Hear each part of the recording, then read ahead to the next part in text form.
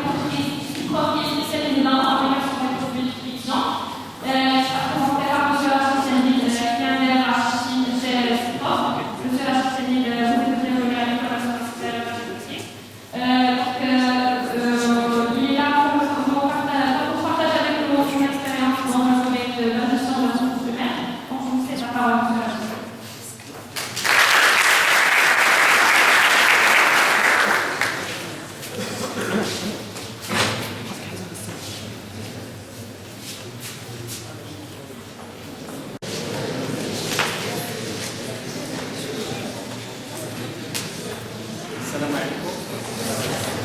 عيد مبارك سعيد. مبروك العواشر.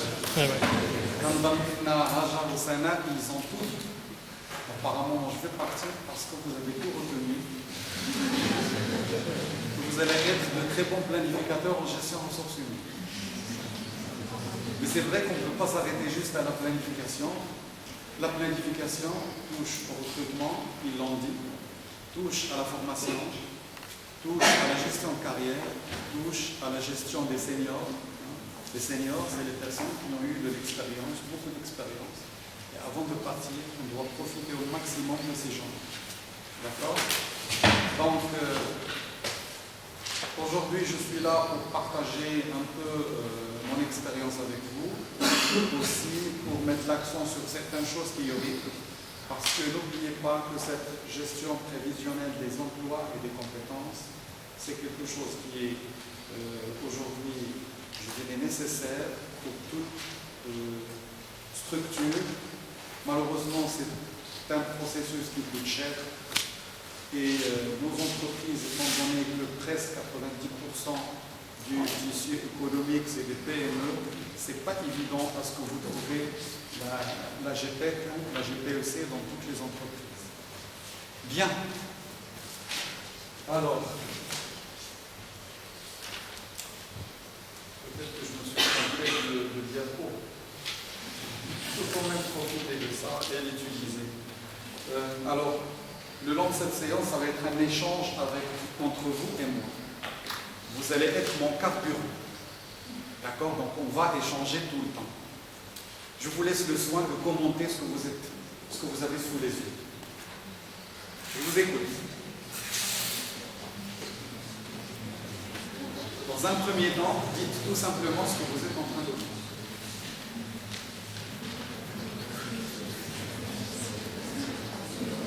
Allez-y.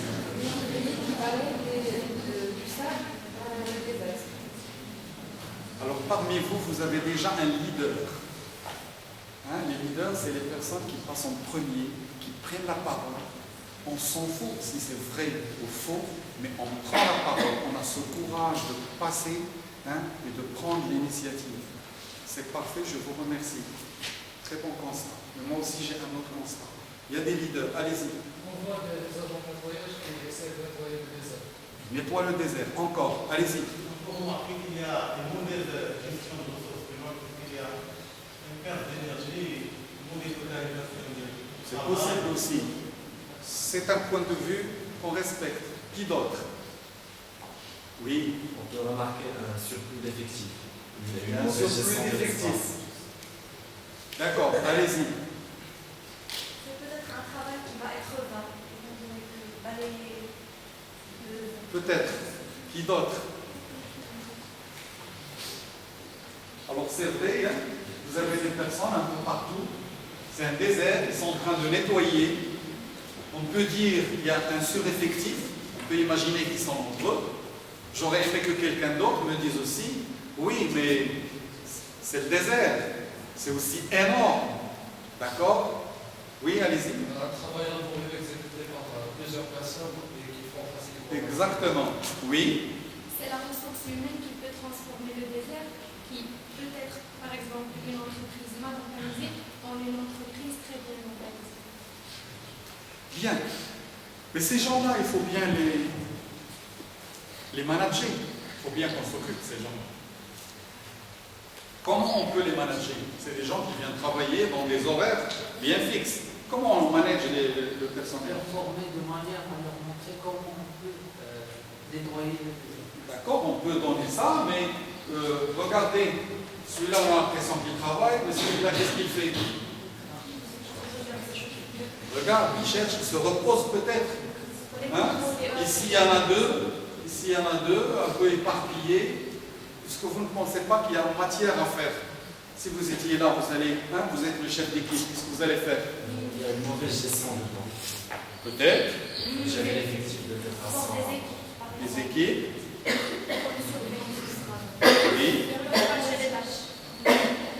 Donc, là où vous êtes, gérer le personnel n'est pas une tâche facile. C'est une tâche. Et vous, demain, en tant qu'ingénieur, vous allez gérer votre personnel. Et dès que vous avez une équipe, vous êtes en train de faire la gestion de ressources. Donc, j'ai commencé par cette image, juste pour introduire cette gestion prévisionnelle. Gestion prévisionnelle, c'est très important. On prévoit, d'accord? Gestion prévisionnelle des emplois et des compétences. Et on va voir ce que c'est que les emplois et ce que c'est que les compétences. Donc, j'ai préparé quelques slides et à chaque fois, j'ai inséré des images, pas comme celle-là, mais un peu plus structurées, juste pour vous rappeler ce processus. Alors, qu'est-ce que la gestion prévisionnelle des emplois et des compétences? Vous avez assisté à Sana et à Jean, qu'est-ce que vous en pensez?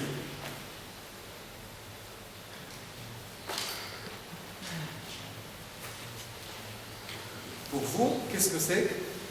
Définissez-moi la gestion de ressources humaines en termes de GP.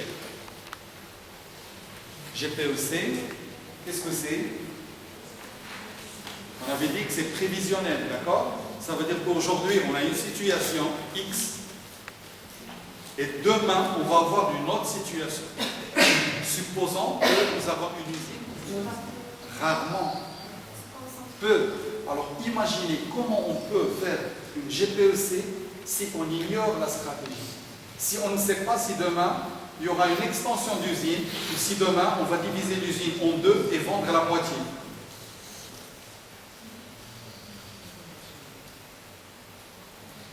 La stratégie, c'est la base.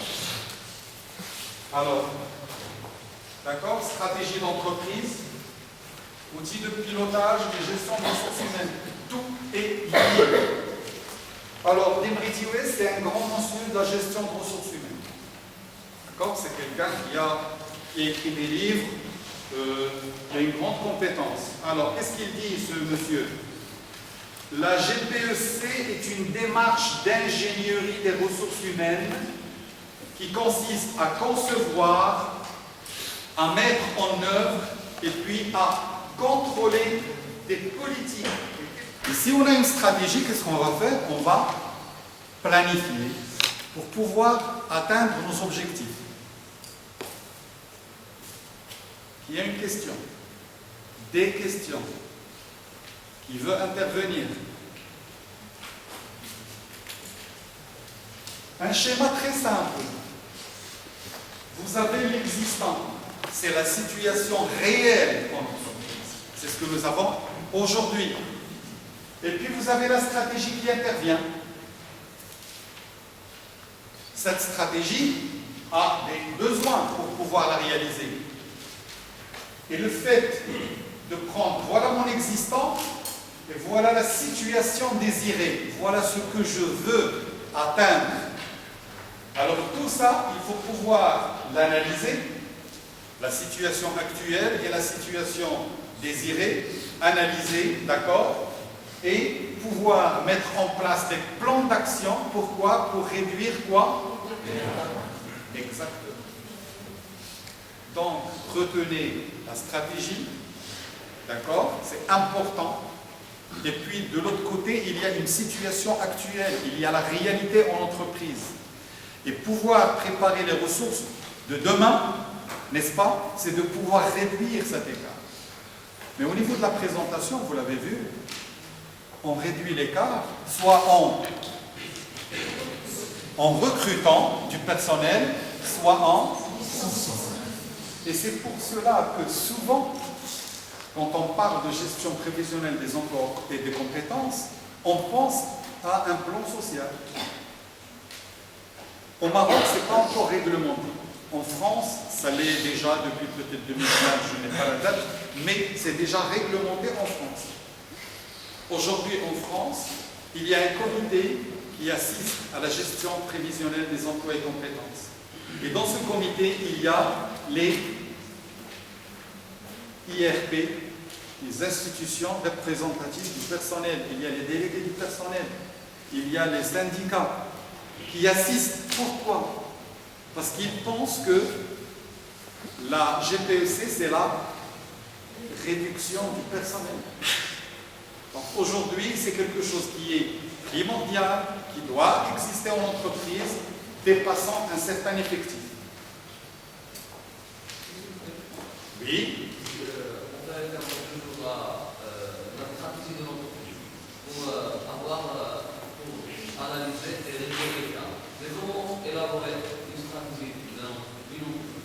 Très bien. Alors la stratégie d'entreprise, elle est élaborée au niveau du top management. C'est au niveau de la direction générale que ça se fait. C'est au niveau de la direction générale qu'il y a les grandes lignes pour la stratégie de l'entreprise. Si vous avez la chance d'y participer, c'est une bonne chose. Mais souvent, cette stratégie, elle est imposée. Et donc, on doit suivre la stratégie d'entreprise aussi. Et si vous avez la chance d'y participer, ça veut dire que vous faites partie du comité d'entreprise. Alors, la GPEC est une démarche permettant à l'entreprise de s'adapter à son environnement fluctuant. Celle-ci produit des effets sur l'ensemble des domaines de la gestion ressources humaines. Elle produit des effets sur l'ensemble des domaines de la GRH.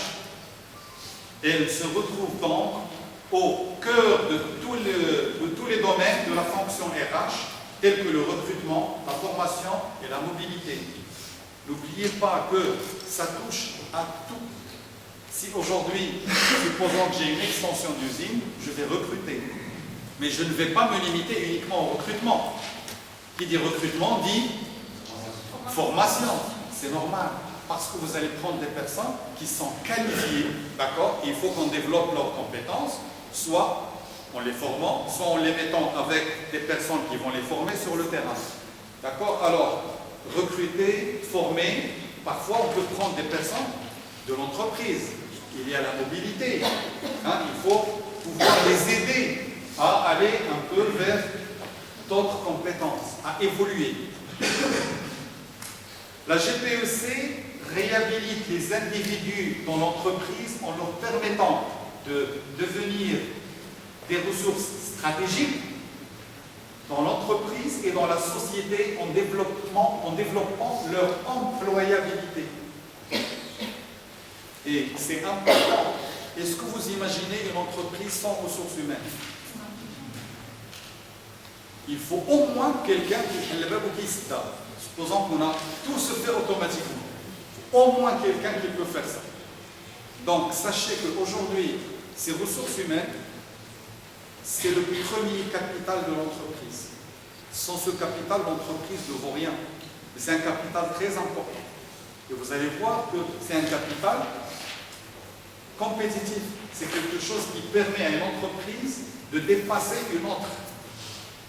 Alors, la gestion des compétences, gestion des ressources humaines, vous avez, il faut bien recruter. On avait dit que ça touche, n'est-ce pas, l'ensemble des domaines de la gestion des ressources humaines. Donc, vous recrutez. Après avoir recruté, qu'est-ce qu'il faut faire? Il faut intégrer la personne. Comment on intègre une personne? Les formations, le faire visiter les différents services liés à la société, lui donner, c'est comme une sorte de stage, un peu pour qu'il soit intégré au sein de l'entreprise. Après, il faut peut-être former, d'accord? Et après la formation, qu'est-ce qu'on fait? Une évaluation. À quoi ça va servir l'évaluation? Mais non, ce n'est pas pour tester si le monsieur ou la dame, il est compétent ou il est compétent. C'est pour aussi voir le résultat de notre formation, ce qu'on a fait. C'est pour évaluer notre travail. Imaginez qu'à la fin, je vous fais passer un papier, c'est pas pour vous, c'est pour moi. C'est pour juste savoir si j'ai bien rempli ma mission, j'ai transmis mon message. Donc souvent, quand on vous donne un papier, ce n'est pas pour vous, c'est pour l'autre. Donc évaluer, n'est-ce pas, ce qu'on a transmis, manager, c'est gérer, bien sûr. Et puis vous avez la rémunération, c'est normal. À la fin du mois, il faut rémunérer. Et après, on doit développer les compétences. Alors malheureusement, en entreprise, le développement de compétences, il reste très limité. Vous connaissez des personnes qui sont comptables pendant 30 ans. Il ne fait que ça. Alors, est-ce que c'est l'entreprise qui est responsable de ça ou c'est l'individu lui-même? Très bonne réponse. D'accord? Bien, alors, on continue. La gestion prévisionnelle des emplois et des compétences se révèle une vision de perspective. Ça veut dire, qu'est-ce que je projette faire dans l'avenir? Les ressources humaines, elles constituent une stratégie d'adaptation de l'entreprise face à son environnement et à la concurrence. Et c'est très important d'insister là-dessus. Il y a la concurrence. Si aujourd'hui, vous pensez bien faire et vous ne regardez pas que fait l'autre, que fait le voisin, vous risquez de rester derrière. Parce que l'autre, il avance. Qu'est-ce qu'on dit? Celui qui n'avance pas? Très bien. C'est l'articulation autour de la notion de compétence qui permet à la fonction RH d'être stratégique.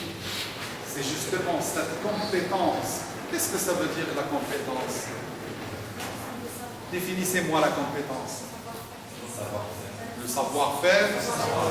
Le savoir-faire. Et le savoir. Bien. Qu'est-ce que c'est que le savoir-être? Moi, je sais filmer, rien. Le savoir-être, c'est quoi?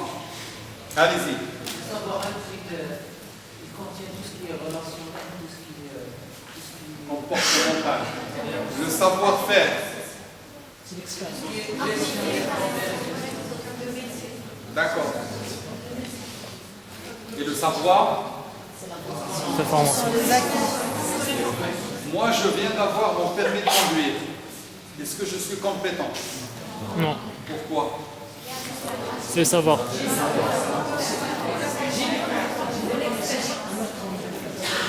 Donc, je suis qualifié. Quand je viens d'avoir mon permis de conduire, je suis qualifié à conduire. Mais je ne suis pas encore compétent. Avec quoi on développe la compétence? Vous voulez être des DRH plus tard? Vous avez tout ce qu'il faut. Alors, donc, la GPEC permet ainsi d'identifier, s'il vous plaît, d'acquérir, de stimuler et de développer les compétences. Donc déjà, identifier la compétence, c'est très important. D'abord, vous êtes dans une école, vous connaissez, et je suis sûr que vous vous dites, Flana, il a telle ou telle compétence. Vous arrivez à identifier ça. Mais en entreprise, comment on peut identifier la compétence? L'entretien, faites un entretien avec moi, et je vais vous combler. Le rendement, les mises en situation, et puis la réalité. On voit la personne, comment elle agit une fois sur place, en entreprise. Oui. La prise de décision. Les exploits. Aussi, c'est très important. Qu'est-ce que je fais? Comment je travaille? Comment je me fais distinguer? Aujourd'hui, vous êtes dans la même classe. Demain, vous allez avoir le même diplôme. Tout le monde va avoir ce diplôme. Tout le monde. Mais lequel de vous ou laquelle de vous va se faire distinguer? C'est ça le plus. Et c'est ce que vous devez apprendre à faire aujourd'hui, c'est pouvoir se distinguer. En prenant la parole, par exemple. C'est trop tard. Alors, identifier la compétence, mais qu'est-ce que c'est qu'acquérir la compétence pour l'entreprise? Acquérir. L'exploiter. Acquérir, c'est recruter. Si vous dites exploiter, peut-être ça a une connotation négative. Mais acquérir, c'est déjà chercher la compétence. C'est pouvoir recruter la compétence. C'est ça, acquérir pour l'entreprise. Il n'y a pas que acquérir, il y a aussi fidéliser cette compétence. Je peux vous recruter aujourd'hui, demain vous pouvez partir. N'est-ce pas? C'est important. Et après, stimuler, d'accord, et développer la compétence. Stimuler, c'est faire sortir le maximum. Oui.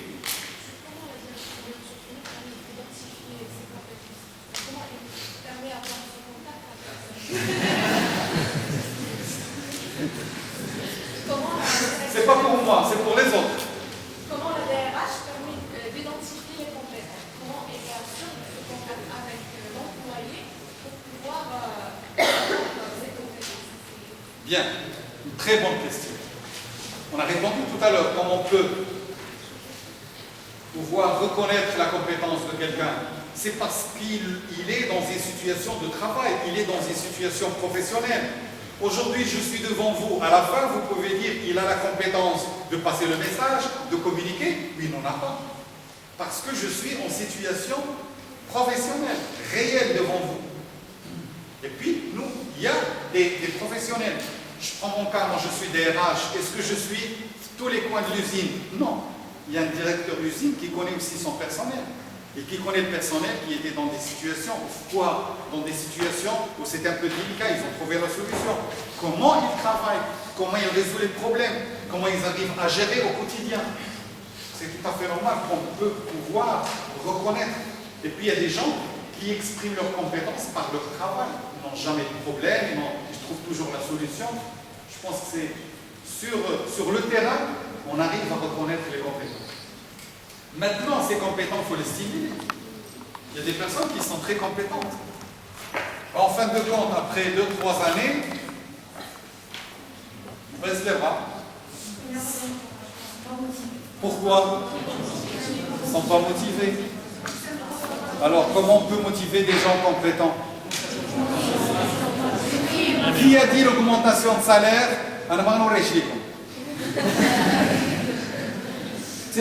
Demain, vous allez gérer une équipe. Il a acheté l'augmentation de salaire,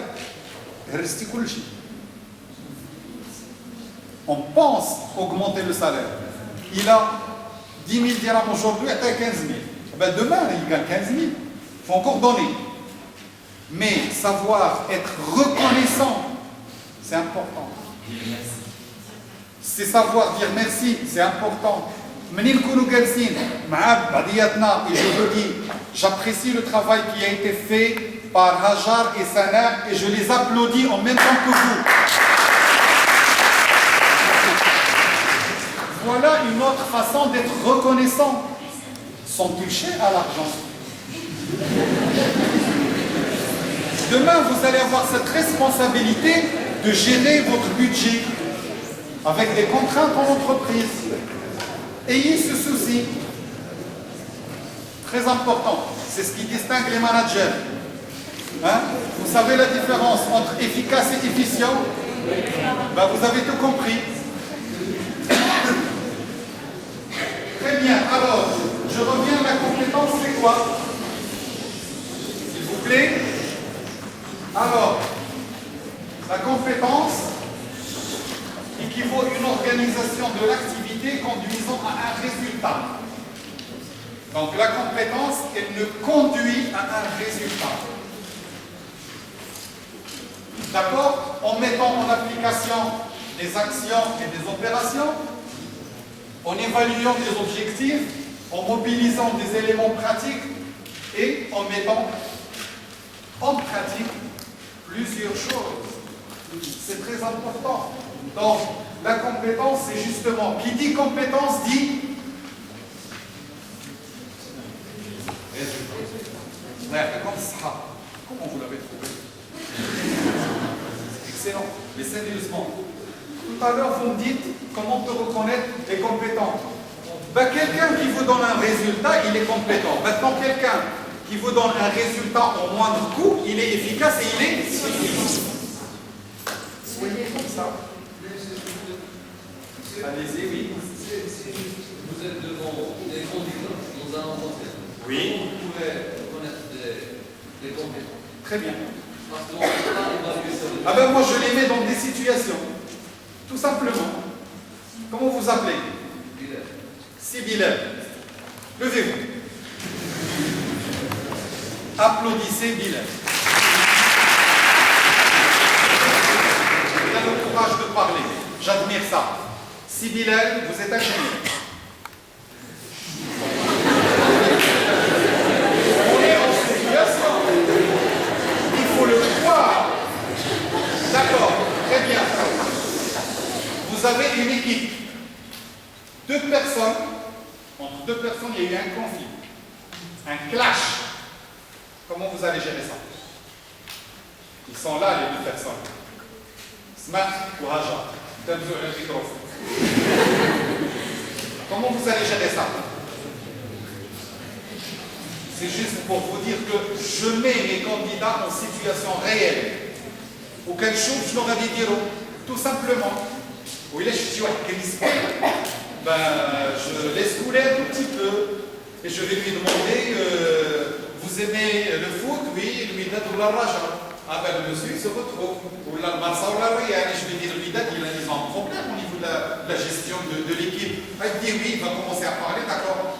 Alors si aujourd'hui vous êtes le président du Wydad, quelles sont les décisions concrètes que vous allez prendre pour un peu faire sortir votre équipe de cette situation? Et la personne, elle est cool, décontractée, mais je le mets encore une fois dans une situation. Et je vais voir s'il va passer à l'action, s'il va me dire « Oh, Mohamed, pour le président. » Il y a quelqu'un d'autre qui va dire « Non, voilà ce que je vais faire, je vais changer d'entraîneur, je vais faire ceci. » Avec des actions concrètes. Je fais la GP que je fais aussi du développement personnel. Les excuses ou la faute aux autres. C'est pas moi, c'est les autres. Ou se trouver des excuses n'importe comment. Assumer et aller vers l'avant. Bilal, merci beaucoup.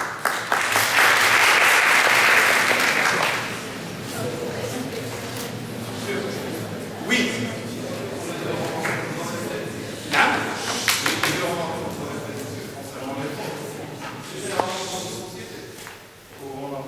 Par exemple, une structure est personnelle et par exemple on a un chef de service et un directeur. Quand on a un export, par exemple, réalisé dans les ouvriers, on a un chef de service qui est fier de cet export. Et on le remercie pour ça. On le fait pour les ouvriers. Alors que quand il y a par exemple une erreur ou une faute, on blâme directement les ouvriers. Le chef de service, il l'aide. Le chef de service, en principe, c'est ce qu'on appelle le responsable de proximité. C'est lui qui doit s'occuper de sa tâche, de féliciter son équipe, d'être reconnaissant envers son équipe. Oui, je dire une petite réunion. Oui, Goulflan, je le remercie pour le travail qu'il a fait. Je pense que c'est comme si on a décoré la personne, même si on ne voit pas la décoration. C'est important, ça dépend des personnes, vous voyez. Et c'est normal. Mais les gars, il n'est pas prêt à assumer. Mais moi, j'ai travaillé avec des personnes qui assument tout. Moi, j'ai travaillé avec des personnes, lorsqu'on réalise un exploit, c'est toute l'équipe. Et lorsque ça ne marche pas, il défend son équipe parce qu'il sait de quoi ils sont capables, ils sont compétents. Les erreurs, ça arrive. Non? Alors, que permet cette gestion prévisionnelle des emplois et des compétences? Elle permet une réflexion sur l'organisation du travail. C'est très important. Tout à l'heure, les demoiselles ont fait une très très bonne introduction qui a pratiquement tout résumé. Alors, une réflexion sur l'adéquation entre la stratégie et les ressources de l'entreprise. S'il n'y a pas cette adéquation entre ressources et stratégie, il n'y a rien. La stratégie n'a qu'un âge. Le développement d'entreprise par une meilleure définition de ses besoins. Je prends le cas de Cyprof. Le Cyprof, 120 intérimaires. Aujourd'hui, je tourne avec 50. علاش والخالتي والدعمتي جيراننا. Les intérimaires, ils sont là. Pourquoi on fait appel les intérimaires? Pour équilibrer. Parce que tout à l'heure, la baisse de production, on va licencier. Ça coûte cher à l'entreprise. Pensez à ça. Vous êtes des ingénieurs, d'accord, mais vous devez être des financiers en même temps. C'est ce qui va vous faire distinguer si on vous met dans une situation. Donc, des intérimaires. La baisse de production, les titulaires. Les intérimaires. Donc, un élément contre quoi? Alors, j'arrive, je trouve une centaine d'intérimaires. Ben, qu'est-ce que je fais? Je vais demander à chacun de me demander le poste et la fonction de chaque intérimaire. Donc, les intérimaires, je vais une bouteille de la théorie. Maintenant, je peux dire, écoutez, la bouteille, je peux la prendre moi-même. Et ça me fait 3 intérimaires de mois, et ça me fait 3 fois 3800 dirhams par mois. Je vous laisse compter sur une année, qu'est-ce que ça fait. Parce qu'un DRH, tu as le juge de juge, ma chère juge. Le DRH qui a le budget, le fleuve, ou qui a le climat social.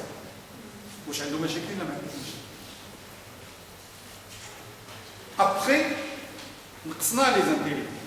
يجي الصيف les vacances. Alors qu'est-ce qui se passe pour les vacances? كونجيات كلشي تيبغي يخرج فوق الواحد كيمشي كلشي وزيد كيبقى خاوي. Qu'est-ce qu'on fait? On recrute massivement des intérimaires بالكثرة. Les intérimaires عارف راسو il est là pour 3 mois, il fait le travail n'importe comment. Donc on a un produit peut-être de mauvaise qualité. اللي لا ما ردينالوش البال غادي يمشي عند لو كليون et 3 mois après غادي يرجع لنا. خلصنا les intérimaires, مشات la matière première, le transport عند le client, ورجع لنا العيب في وجهنا. L'image, très important. Ça ne dérange pas juste pour que le message soit fort. C'est pas possible. Qu'est-ce que j'ai mis en place? Et ça aussi, c'est une planification des ressources. J'ai dit, écoutez, le congé, c'est pas août. Le congé, c'est juin, juillet, août, septembre. Voilà. On va se mettre d'accord sur 4 mois de congé. Juin, les célibataires. ما عندوش الدراري اللي يقراو المدام ما جالساش في الدار ويخلي الاخرين اللي عندهم وليداتهم كيقراو يخرج في جوان جويي ولا باغي يمشي في سبتمبر يمشي. ونشوفوا اللي ماريي سون زونفون وحنا غاديين كنلقاو الطريقه الصيغه باش كلشي يخرج افيك une كونديسيون هذا البوست ما يخواش حتى يجي واحد اخر. Et du coup, nous avons la qualité parce que c'est les mêmes personnes qui travaillent. On ne recrute pas les intérimaires. On sait qu'on a gagné presque 600 000 dirhams. C'est intéressant. Parce que في هذا الوقت اللي الشركة ما كتبيعش مزيان لأن السوق ماشي حتى تما. Alors, vous avez des charges. Et vous n'arrivez pas à vendre le prix pour réaliser un bénéfice. On parle de réduire l'écart. Eh bien écoutez, si vous n'arrivez pas à réduire les charges, et vous allez augmenter votre marge. C'est important.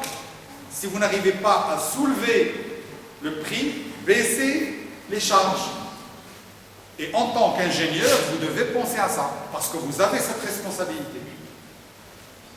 L'ingénieur que nous avons, le maintenancier d'Yalna, ou le Belgian, et ça m'a, j'étais surpris, مشى للمكانه ديال الضوء مشى للمكانه ديال الماء ودار واحد ان اجون كياخذ لو رelevé tous les matins. Et il s'est avéré بان كانت une fuite ديال الماء depuis des années وتا واحد ما داها فيها الوغ كو ملي كتسد نهار السبت وتحل نهار الاثنين وتلقى لو اكولي سي با نورمال. On a cherché, on a trouvé la fuite. Je vous donne des exemples un peu pratiques ce qui a été fait justement pour réduire les charges. Et si vous réduisez les charges, vous réduisez le coût de production. Et étant donné que le prix n'arrive pas à l'augmenter, ben vous augmentez votre marge. Oui. Dans le cas où vous sentez obligé de licencier une personne, comment vous arrivez à les convaincre entre eux de quoi on va licencier? Alors licencier dans quel cadre? Qu'est-ce qui se passe pour qu'on va licencier? Il y a une surcharge. Une surcharge. Alors, une surcharge, comment je gérais la surcharge? J'ai mis des intérimaires d'un côté et les titulaires de l'autre. Et je joue sur ça, c'est important.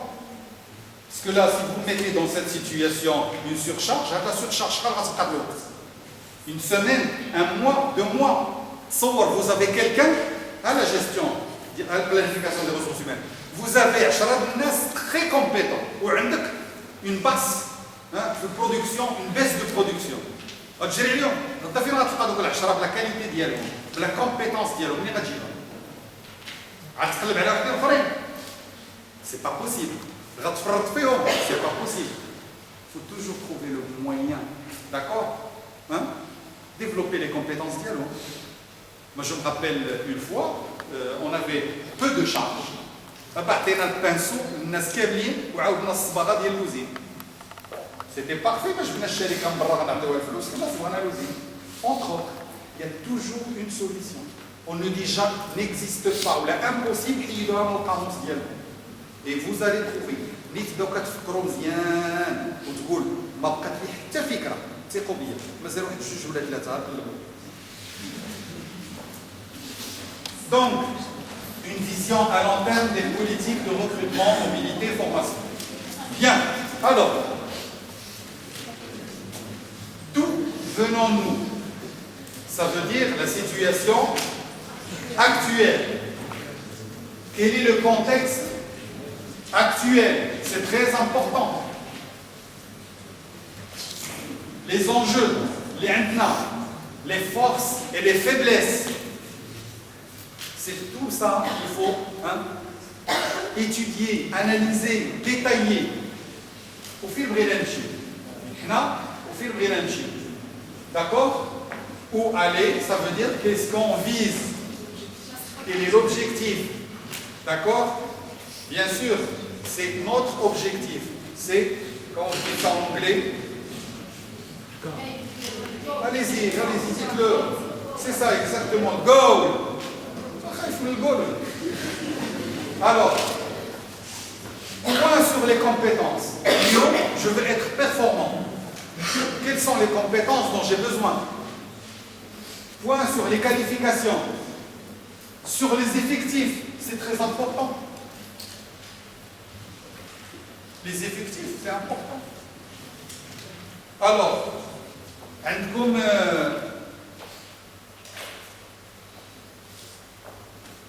3 الناس منذ 30 عام في الشركه. قابلين واحد لافان هنا باين وزين كبير عنده الوقت تيسد لافان ولا كيحل. دوزير 30 عام يميتريز براتيكمون كيعرف فوقاش غادي. Il n'attend même pas son chef d'équipe pour lui dire ce qu'il faut faire. قالت لهم 6 شهور ويخرجوا للتقاعد. Qu'est-ce que vous allez faire?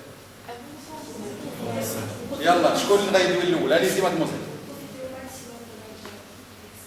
On doit profiter. Comment? Dites-moi comment. Des actions concrètes. Former des personnes. من برا ولا من الداخل؟ من الداخل. On va former des personnes. Allez-y. On va recruter quelqu'un qui va les observer. Qui d'autre? Mylène. d'implémenter des électrodes.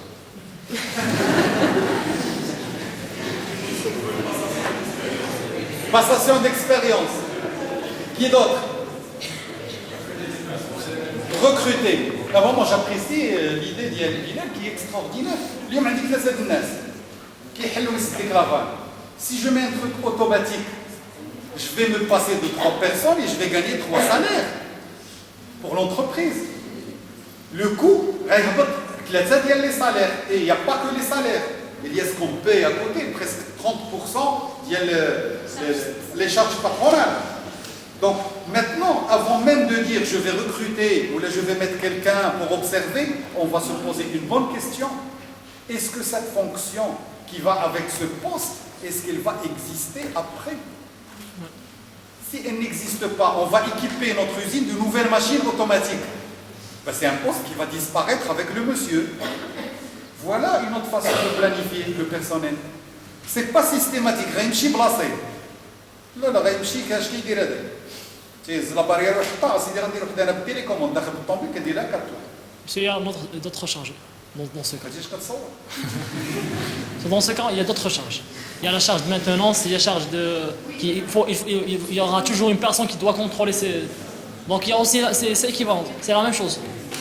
Le pour et le contre. Mais on... Qu'est-ce que ça me coûte de ce côté? Qu'est-ce que ça me coûte de l'autre côté? Et je choisis la meilleure façon, la moins coûteuse.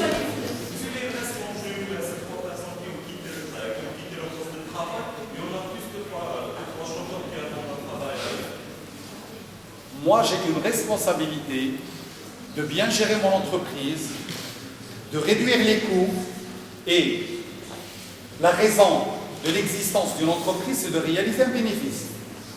Bon, maintenant, quand il y a un besoin, je recrute. Quand il n'y a pas de besoin, d'autres personnes vont recruter.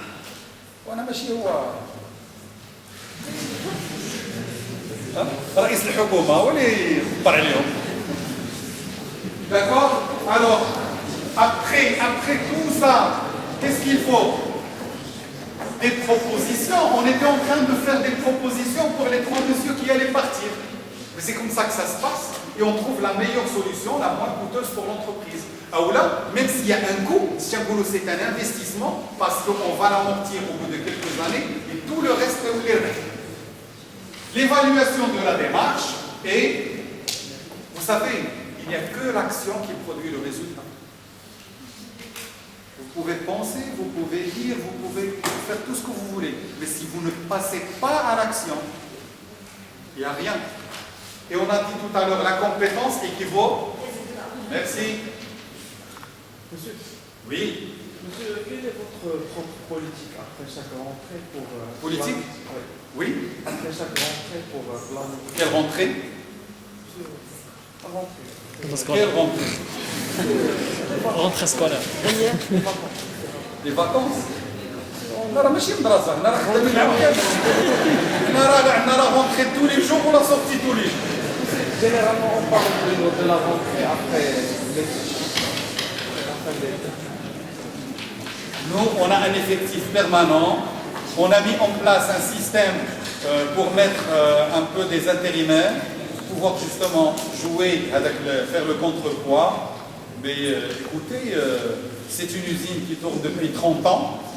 L'entrée, elle était il y a 30 ans, et ça continue. Donc, c'est pas comme une activité, on a une période rapa, une période pas là, c'est le marché. Il y a février, non. C'est-à-dire qu'aujourd'hui, j'ai besoin de 10 personnes pour faire un travail, ben je fais le travail avec 10 personnes, et si j'ai la possibilité de le faire avec 9, je ne vais pas hésiter. Aujourd'hui, j'ai quelqu'un qui travaille à l'usine. D'accord? Qui j'ai le personnel qui est l'usine, fléchir avec des personnes. Et je fais de lui un ouvrier et un chauffeur. On a sa tâche, vous êtes Tsekobia. Lyon, c'est l'esprit de l'étudiant qui parle. Mais demain, alors vous devez avoir l'esprit du responsable qui est là pour faire gagner l'entreprise. Et vous devez avoir cette réflexion. Elle est très importante. Et comme je vous ai dit, c'est ce qui va vous faire distinguer du lot. D'accord, une mission. Et vous allez faire 1, 2, 3, c'est terminé, d'accord? Il va venir, quelqu'un d'autre, une autre personne, il va faire une autre proposition. Plus intéressante, moins coûteuse. Plus... voilà. Et donc, croyez-moi, c'est cette personne qui va se faire distinguer. Donc, Lyon, ayez cette présence d'esprit de dire comment je peux faire les choses au moindre coût. La pérennité de l'investissement. Voilà, c'est ce qui va vous distinguer quand on parle de compétences. Et demain, s'il y a un poste de responsabilité, on va choisir X et pas Y. Parce qu'on sait Y comment elle travaille. Tout simplement. Comment ça se fait la communication entre les services, la page et les autres services? كندوي معاهم بحال هكا كنصيفط لي زيميل كندير لي نوت tout dépend quel est le message, d'accord, tout dépend du message. Wesh, c'est un message pour toute l'entreprise, la communication interne elle est du ressort de la direction ressources humaines. Si c'est un message pour toute l'entreprise, oui, j'affiche et j'envoie les emails. Si c'est un message juste pour certaines personnes, une certaine situation, je peux entamer une réunion. C'est une façon de communiquer. Je peux parler avec leur chef hiérarchique, il s'occupera de ses collaborateurs. Moi, je ne pourrais pas aller chez tout le monde. D'accord? On structure. Mais si vous voulez qu'on vous parle une autre fois sur la communication interne en entreprise, on n'est pas là. Oui?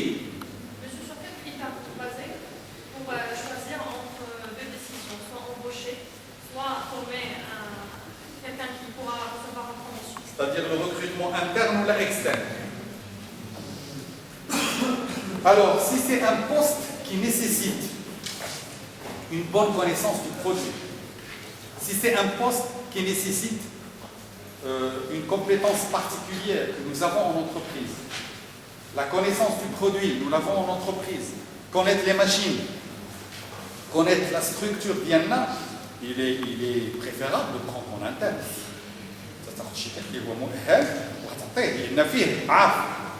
Maintenant, s'il faut reprendre quelqu'un de l'extérieur parce que j'ai besoin d'un nouveau souffle, on va le former, on va l'encadrer, on va lui donner tous les outils pour travailler, et je ne veux pas qu'il soit influencé par l'expérience des autres. Oui, je ramène donc, c'est le pour et le contre.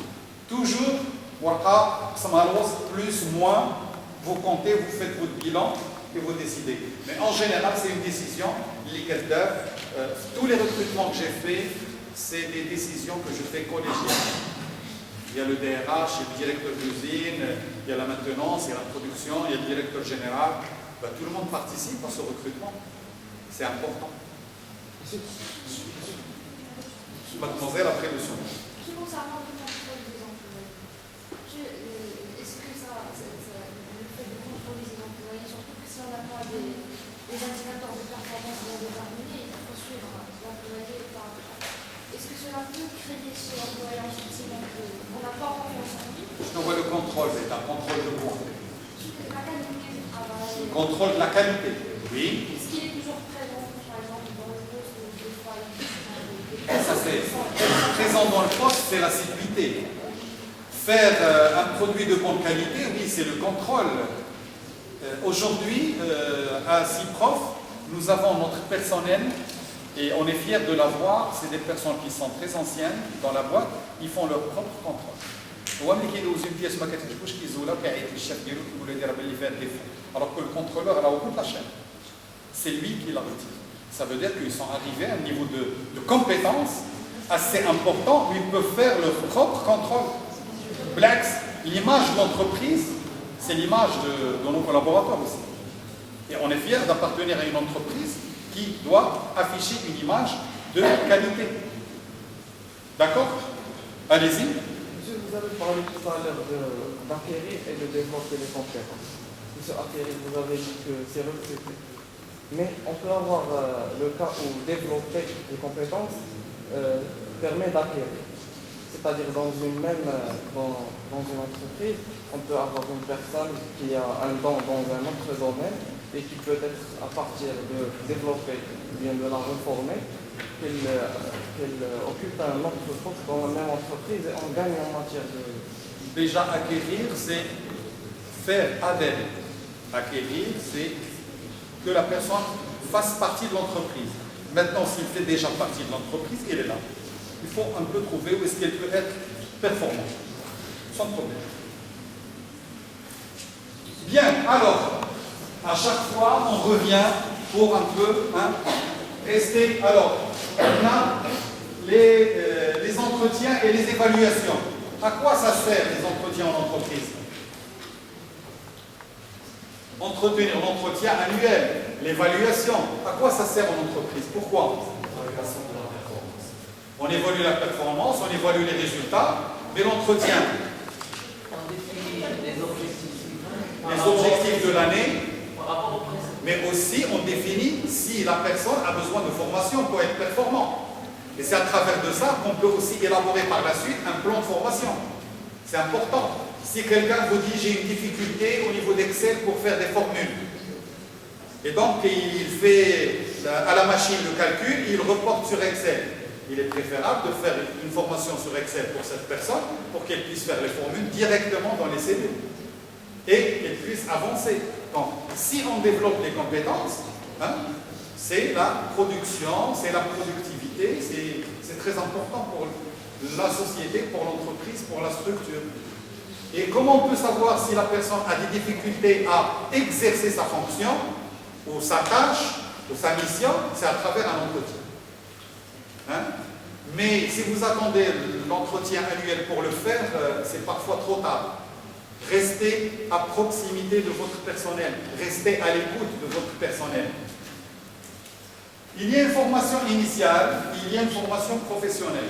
La formation initiale, c'est ce que vous êtes en train d'apprendre, d'accord? C'est une formation initiale. Et puis vous pouvez développer autre chose. Alors tout cela constitue, c'est des compétences ou un savoir. N'est-ce pas? C'est des compétences ou un savoir. Alors, si on parle de compétences et de savoir, qu'est-ce qui le porte? Cette compétence, qui la porte? C'est un salarié qui la porte. C'est notre capital humain. D'accord? Maintenant aussi, nous avons des emplois d'un côté. Et chaque emploi a des compétences requises. Chaque salarié a des compétences requises. Maintenant, si je dis pour l'emploi X, j'ai besoin de telles compétences. Mais de l'autre côté, j'ai un salarié X qui a telle compétence.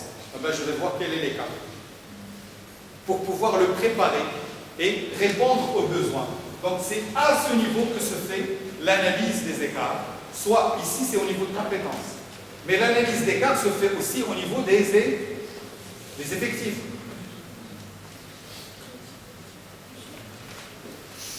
La gestion, oui. Monsieur, dans le cas où une personne n'occupe un poste particulier et reçoit une formation extérieure, est-ce que l'entreprise peut prendre en considération, par exemple, elle va faire un master, est-ce qu'on peut lui donner une promotion? Bien. Alors, on a d'abord la planification des effectifs, la gestion prévisionnelle. D'accord?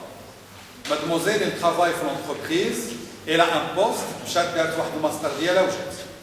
monsieur, j'ai un master. Parfait, excellent. D'abord, le poste, où il a été le poste grâce à salaire, ou dans le poste d'Yala, on va se poser une question toute simple. Est-ce que j'ai besoin de ce diplôme? Et quand je dis diplôme, je parle de compétences. Est-ce que j'ai besoin de cette compétence aujourd'hui? Si effectivement il y a un poste vacant, tout à l'heure, le quatrième de DRH qui est un poste vacant, j'allais postuler. S'il y a un poste vacant, parfait. On a quelqu'un de l'intérieur de la boîte qui est qualifié à faire le travail. Maintenant, s'il n'y a pas de poste vacant, je ne vais pas créer un poste comme ça. Il n'y a pas le besoin. Parce que la stratégie de l'entreprise, en adéquation avec les ressources humaines, nous donne un besoin. Le besoin qui a un écart, qu'il faut réduire. Aujourd'hui, s'il n'y a pas de besoin. Mais dans ce cas, ça va surqualifier possible. Écoutez, quand vous dites qu'elle est surqualifiée, est-ce que moi, au lieu de recruter une secrétaire, j'ai recruté une doctorante? Les gens, ils ont le droit de se développer. Elle a le droit d'aller chercher ailleurs. Mais il n'a pas le droit de venir me dire, monsieur, j'ai un master, donnez-moi le poste qui vaut le master. Il n'a pas le droit. Parce que je n'ai pas ce besoin. Tout simplement.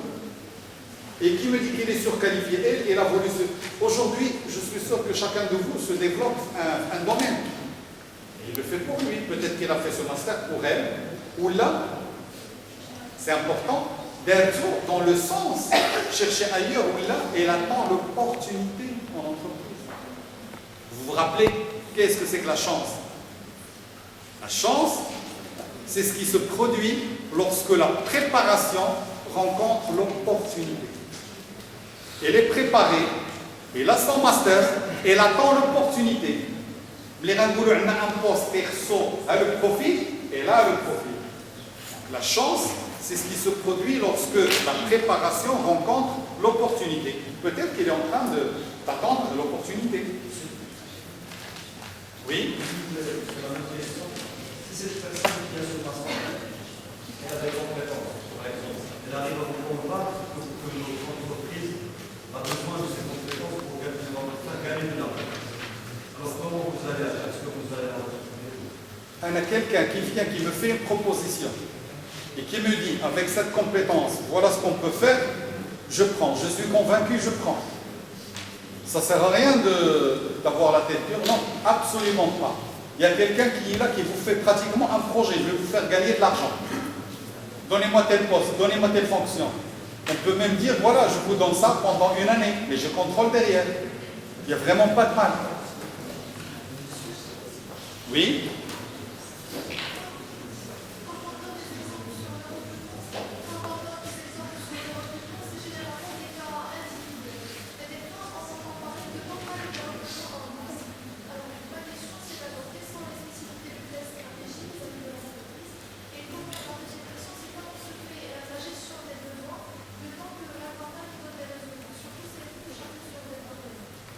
Alors le recrutement en masse en général, j'ai connu, parce que j'étais 15 ans à la Saint-Vert Mahmedia, et donc recrutement en masse, on a besoin de techniciens, Bac plus 2, des mécaniciens, ben, on va rafler 30 mécaniciens, par exemple.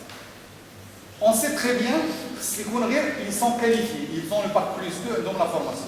Mais on va les former en entreprise. On va leur donner une formation spécifique pour l'entreprise. C'est important. Mais dire je recrute en masse et je répartis sur les départements, ça ne se fait pas. C'est vraiment spécifique. Je recrute en masse, j'ai besoin de 30 techniciens, oui je pense. Ça, je le fais parce que je vais les former. Mais si j'ai un poste vacant et j'ai une personne, vous devez sélectionner. Vous devez faire de la bonne prospection et retrouver les profils vraiment qui répondent à le poste. Hein? Adéquation. Alors, optimiser les ressources humaines actuelles, préparer les compétences de demain et anticiper sur les problèmes. D'accord? Le numéro 1. Optimiser sur les ressources actuelles. Donc, c'est de pouvoir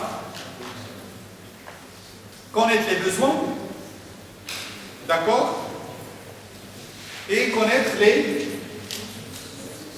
compétences, d'accord, quand on dit ressources actuelles en termes de compétences, les besoins et les compétences. Actuellement, qu'est-ce que j'ai?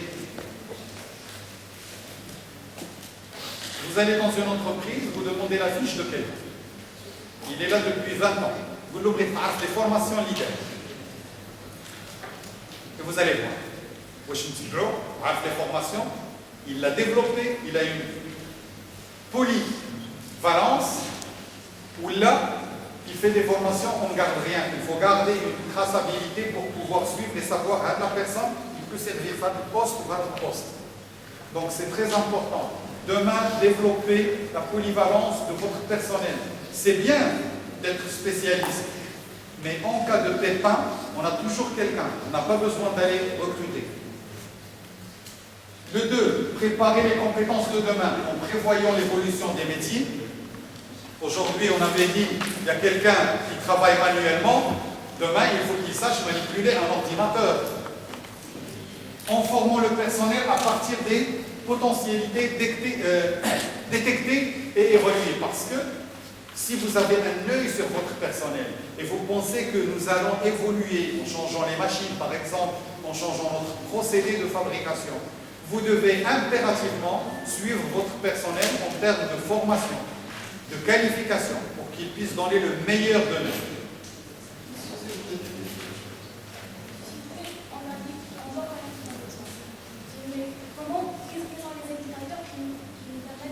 La stratégie de l'entreprise.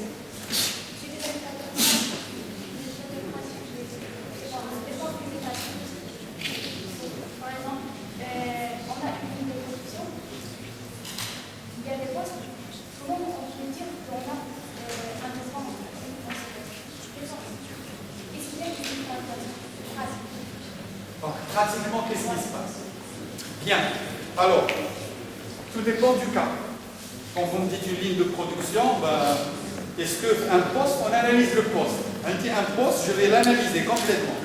De quoi j'ai besoin pour ce poste?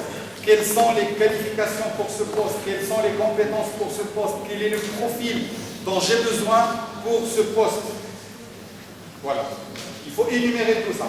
C'est très important. Et à partir de cette fiche, vous allez dire si la personne est apte ou n'est pas apte pour le faire. Et puis, avec votre producteur, il peut même développer et dire « je peux me passer de ce poste ». Parce qu'une personne de l'autre côté peut faire ce travail. Donc, croyez-moi, au niveau de la gestion prévisionnelle des employés et compétences, il y a la direction générale qui détermine la stratégie. Mais vous avez tous les responsables hiérarchiques et opérationnels avec qui vous devez travailler. Parce que vous ne pouvez pas tout connaître. Oui. Par exemple, on remarque que dans un poste, nous avons 5 opérateurs, mais on peut travailler à avoir le même résultat avec seulement 5 opérateurs. Donc, on peut déplacer 2 opérateurs pour remplir un autre besoin. Au moment où je vais déplacer ces 2 opérateurs, le chef d'équipe va se plaindre parce qu'il était à l'aise à travailler avec 5 opérateurs. Donc, je vais avoir un conflit entre les chefs d'équipe. Il y a toujours un conflit entre les chefs d'équipe. Moi, je connais des personnes, des chefs d'équipe, اللي عنده 10 وغيخدم غير 4 وقفوا يلقاو له هذوك ريزيرف. علاش؟ لان با لو سوسي وعنده لو سوسي لا برودكسيون، ما عندوش لو سوسي ديال ملي كتجلسوا معاك في الطبله وكتقول له اشري هذيك البياسه اللي غتقام عليك 100 درهم لان عندك 10 الناس، الا حيدتي 4 راه غتقام عليك غير ب 60 درهم. راك انت اللي كتساهم. Et vous l'impliquez dans ça. Il faut qu'il le comprenne. Là, il va comprendre. Plus vous lui dites هذوك 4 الناس استثمرهم في حاجه اخرى، في la préparation de la matière première, les déplacements ailleurs, et vous allez gagner. Il faut impliquer, il faut expliquer, mais c'est une réflexion de tout le monde. La hiérarchie, les opérationnels, les responsables de proximité, très important. Vous imposez comme ça, l'être humain, il réagit toujours, il refuse. C'est tout à fait normal. Maintenant, il faut avoir plutôt cet art de convaincre, de bien expliquer, et que tout le monde soit autour de la même table et qu'on parle. Bâton rompu, clairement. Un objectif commun. Merci, mademoiselle. Alors, les emplois et métiers peuvent être décomposés en emplois sensibles de l'entreprise, et c'est très important. D'accord? Peu sensibles, des emplois menacés qui sont appelés à disparaître, et des emplois cibles, ce sont des emplois nouveaux qui nécessitent une nouvelle compétence. Donc déjà en entreprise, si vous voulez parler d'une planification ou d'une gestion prévisionnelle, vous devez déjà énumérer ces types d'emplois pour pouvoir savoir sur quel travailler. Maintenant, j'ai un emploi très sensible, susceptible de subir des modifications, des transformations à moyen terme. Ben, ces personnes-là, vous allez les suivre, mais vraiment de près. Des emplois qui sont appelés à disparaître, prévoir quelque chose et le préparer à l'avance. Donc si dans 6 mois, il y aura un changement dans ma structure, il faut que je sois prêt et avoir les ressources capables de suivre ce changement. Je reviens à l'analyse des emplois, donc analyse des facteurs d'évolution, l'analyse des emplois existants, comme on les a énumérés, et l'analyse prévisionnelle des emplois cibles, les emplois cibles de demain. Demain, vous n'allez pas dire à tout le monde « non, il faut les développer. C'est ce qu'on disait tout à l'heure, développer leurs compétences. Je prends le cas de Citroën, on avait des personnes qui l'usine, qui font le produit, et à un certain moment, avec de l'expérience, ils cherchent le contrôle, parce qu'ils connaissent le produit. D'accord? Et au niveau du contrôle, ils sont performants. Qu'il les reste chauffés, il y a un petit problème. C'est tellement fin qu'il dit la matière première, alors ça, j'ai jamais compris pourquoi, il va mettre la main dans la matière première, qui dira quoi, parce qu'il y a de l'humidité. Et ça, c'est quelque chose que vous ne pouvez trouver nulle part. Ça vient avec l'expérience. Monsieur, oui. Monsieur, quand une entreprise, par exemple, décide à rajeunir 100 personnes, oui. Monsieur, et se débarrasser totalement de l'ancien personnel, comment... Je connais l'entreprise leader d'Elchine. Écoutez, s'il vous plaît. Ici, il y a une entreprise qui veut rajeunir son personnel et se débarrasser des anciens. Quelle est la gestion des seniors? Non, pas de cette manière-là. Par exemple, récemment, la CMR a procédé à rajeunir tout son personnel, notamment les techniciens. Bien. Alors, il me donne un exemple. La CMR, s'il vous plaît, a rajeuni son personnel, notamment les techniciens. Vous savez, aujourd'hui, la CMR je ne sais pas exactement, je réfléchis à haute voix. Je prends un technicien, je vais lui donner un salaire. Le technicien, au bout d'un mois, il est opérationnel. Un mois, il est opérationnel. Ils sont excellents.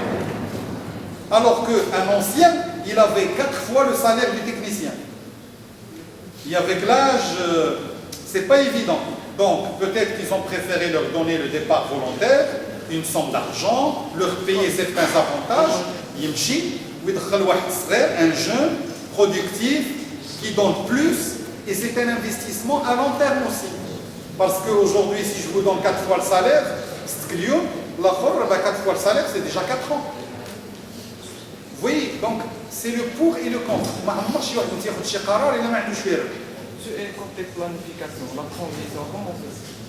La transition, c'est des gens qui sont opérationnels au bout d'un mois. Il y a un centre de développement de compétences, c'est des génies. Excellent. C'est des gens qui travaillent bien, qui s'adaptent et qui ont la faculté d'apprivoiser les choses, sans problème. Et puis, c'est pas tout le monde qui part en même temps. شهر بشهر. Donc ils ont le temps de se mettre en contact avec les autres. On avance. Déterminer pour chaque poste de travail et de chaque emploi ses contributions. C'est très important. Les connaissances requises, les expériences nécessaires. واش اي واحد تعطيه جو برون لو كا دان شوفور غتعطيه الكار ديال البيرسونيل وعنده البيرمي جديد ويقول له سير ديهم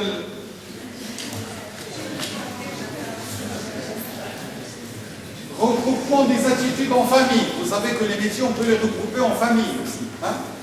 Alors, vous avez un poste, vous avez l'emploi type, vous avez le métier, la cartographie de métier, donc une fiche de poste. Ici, vous avez des mesures stratégiques, des besoins en compétences, et tout se découle. Ça va de soi. Alors aujourd'hui, c'est une entreprise, vous avez une fiche métier. Mais j'ai fiche de poste. Et on est les sous-familles pour les métiers. Alors une structure qui est bien organisée, en principe, ils doivent avoir ça. Mais ça coûte de l'argent. Et ça prend du temps. Et avec le changement, à chaque fois, il faut mettre à jour les fiches. Anticiper sur les problèmes de mutation et de conversion. Alors, en prenant en compte les souhaits et les projets professionnels, il faut que lors de l'entretien annuel ou la d'évaluation, en préparant le personnel par le biais de la formation action. Et la formation au sein de l'entreprise, ça se compte permanente. Aujourd'hui, il y a certains entrepreneurs qui pensent que la formation est un coût pour l'entreprise. Malheureusement. Ils ne savent pas que le fait de former les gens, ça permet de donner mieux. Et ils pensent que je vais le former, oui, si vous ne savez pas le retenir aussi. C'est très important.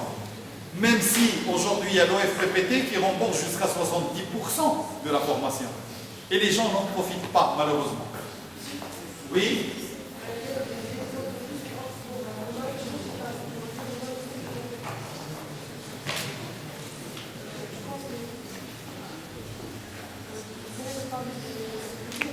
Le secrétaire qui a le travail depuis des années. Mais il ne sait pas que si on les forme, on les développe, ils le feront mieux et en un temps très court. Ils auront le temps de faire autre chose. C'est pour évoluer. D'accord? Bien. Alors, les emplois sensibles, c'est les fonctions et les tâches à effectuer, les outils et les moyens ou les critères de performance attendus de ces emplois sensibles en entreprise. Et chacun de nous doit connaître les emplois sensibles dans son entreprise. Oui.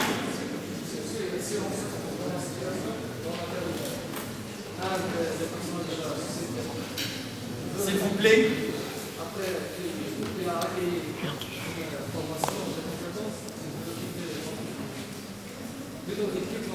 Oui.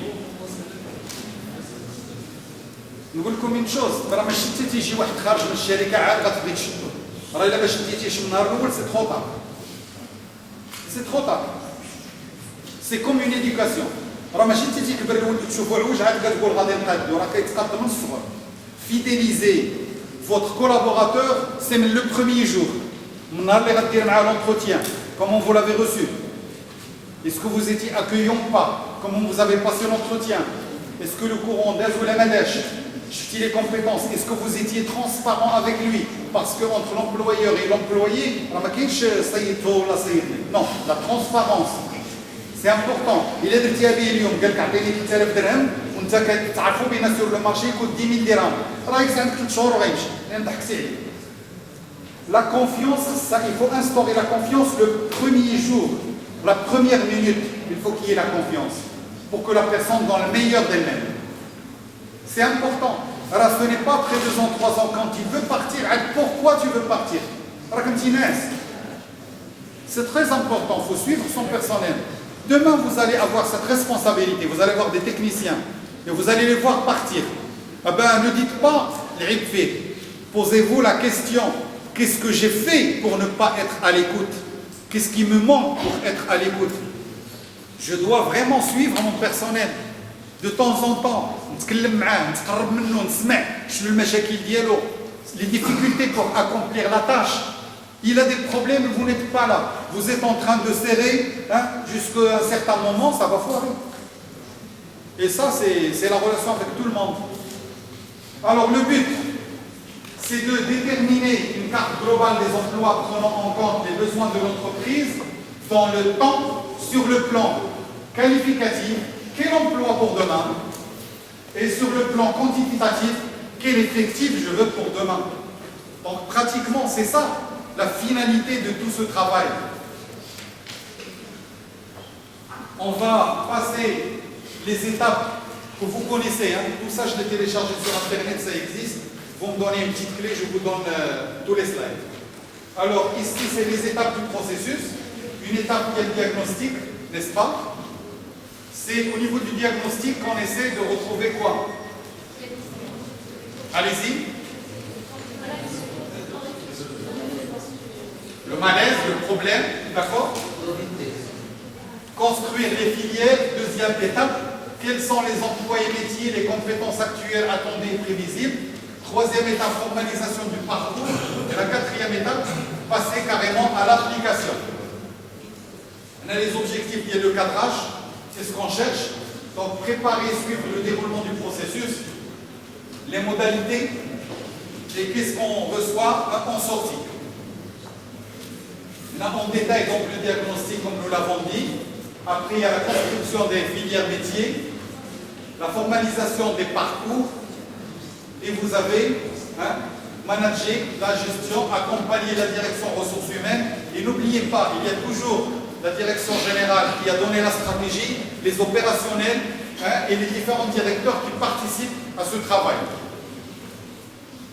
Là, j'ai essayé juste pour montrer un tout petit peu prise de contact, prise de compte au niveau de la stratégie, l'analyse des problèmes, la phase d'analyse diagnostique et les préconisations, les différentes recommandations pour passer à l'action. Et ici, j'ai mis la GRH au milieu, GPEC avec un va-et-vient et la stratégie. Donc, je reprends toujours le schéma pour un peu vous mettre, vous gardez ça sous la main.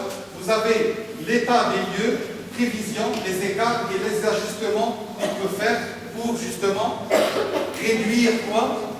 L'écart entre la situation actuelle et la situation. Parfait, bien. Mais cette gestion, la GPEC dans un contexte imprévisible, dans 5 ans, dans 10 ans, dans 3 ans, qu'est-ce qu'on va faire, etc. Aujourd'hui, il y a des entreprises, les production il n'y a pas de demande. Il ne sait pas ce qu'il va vendre, il ne sait pas ce qu'il va produire, ni tel type, tel produit ou tel produit. Alors, une entreprise, est-ce que vous pensez qu'elle est capable d'assurer tout ça pour son personnel? Pas de stratégie. On a un client les prévisions d'Yelou à l'Al'am. C'est mars, c'est juin, c'est septembre. Tu as 15 jours pour produire. Je garde mon personnel, je licencie mon personnel. Qu'est-ce que je fais? C'est vraiment pas évident de le faire. Aujourd'hui, on n'a pas de visibilité pour certaines entreprises. C'est le marché qui impose. Mais on n'a pas la visibilité. Je t'aurais dit. C'est juste pour vous donner à réfléchir. C'est beau, c'est important de parler de tout ça. Les prévisions, on peut faire, etc.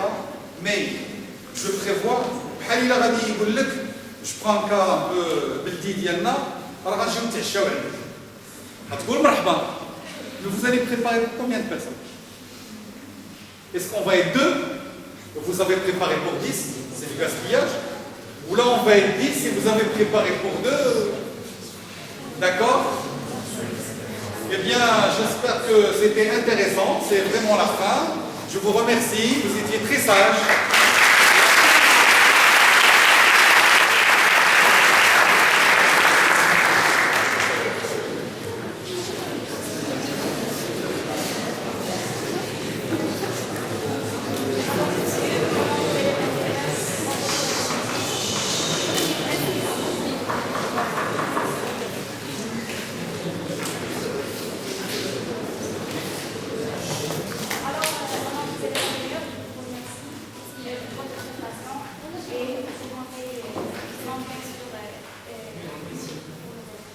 Merci à vous d'être là.